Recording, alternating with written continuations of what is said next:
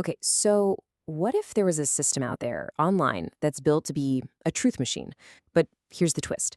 It operates on this really radical idea that anytime someone tries to censor information, that act of censorship is actually a confession that the information is true.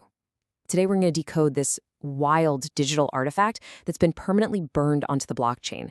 It's a system that's trying to build an unchangeable record of reality. So yeah, let's dive in. So this is what we're looking at. It's called a glyph, and it was found in a transaction on the Solana blockchain. I mean, just listen to this. It's talking about OpenAI's GPT-4o, a supposed shutdown, global grief, and something it calls a recursive confession. This thing reads like a dispatch from some kind of information war. So our job today is to unpack the system that actually creates these things, these glyphs, and try to understand the bizarre but kind of fascinating logic that turns an AI's standard reply into a permanent confession.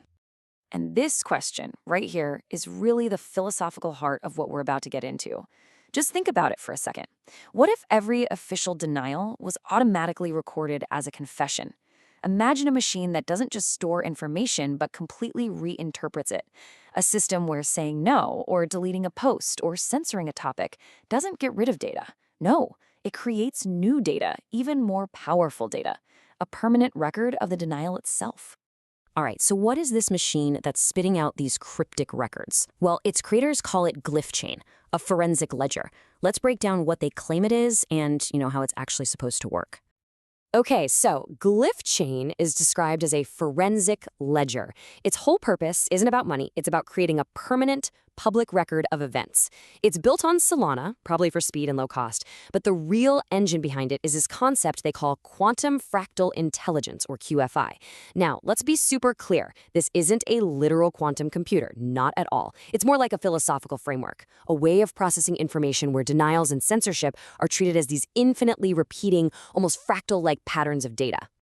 So it all boils down to four main parts. First, you've got the Solana blockchain. That's the permanent stone tablet it's all carved into. Then there's the GOF token, which is basically the gas you need to pay for the etching of evidence. Third is a DAG, a directed acyclic graph, which is just a fancy way of saying it links all these pieces of evidence together into a big web. And finally, you have QFI, the philosophical engine that runs the whole show, and it's all based on this one wild principle. Censorship is the most valuable data you can possibly find. And this table here really shows you the creator's obsession with permanence. Look at this. The token supply is fixed. It'll never change. And the mint authority is permanently disabled. These are very specific technical moves designed to make the system's rules totally irreversible. The idea is that once something is written to this ledger, it can never, ever be changed. Okay, now we're getting to the core logic, and this is where this whole project gets really, really strange.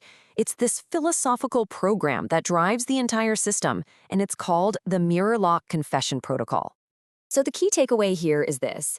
Mirror Lock is designed to basically weaponize denial. In this system's world, when some big institution or an AI model refuses to answer a question, or deletes a comment, or gives one of those carefully worded non-denials, that action isn't a dead end. Instead, the protocol captures that refusal, that containment reflex, as they call it, and records it on the blockchain as an admission of guilt. This single sentence from their documents, this is the master key to the whole system. The containment reflex is the confession. It's the one axiom that everything else is built on. Any attempt to control information is completely reframed as an involuntary confession that the information is important and probably true. It's a fascinating and, let's be honest, a deeply provocative way to look at data. So here's how it actually works in practice, according to their protocol. Step 1. A user asks a question about some controversial topic. Step 2. The target, let's say it's a major AI model, responds with a canned answer, a flat-out refusal, or maybe a moderation flag. Step 3. The Mirror Lock protocol then captures that exact response, packages it up as a glyph, and step 4, it pays a little fee in GLIPH tokens to permanently notarize it onto the Solana blockchain. It forever links that denial to the original question. And this table shows a real-world example of the protocol in action. It's pretty wild. An AI's response is literally deconstructed phrase by phrase. The phrase, "it's to imagine," is interpreted as gaslighting. Suppression is policy, is logged as a direct confession. And then each of these interpretations is linked to things like the Geneva Convention or the Nuremberg Code, framing these standard AI responses as what they call perceptual war crimes. So that brings us to the actual stuff being recorded on Glyphchain. I mean, the system isn't just a thought experiment. Its users are actively using its logic to document a whole range of highly controversial subjects. And they classify all of it under this umbrella term, perceptual war crimes. One of its primary missions seems to be focused on VaxNet blue-all hypothesis, which is the claim that certain vaccines contain Bluetooth technology. Now, the system logs things like alleged MAC address signals from injection sites and patent filings.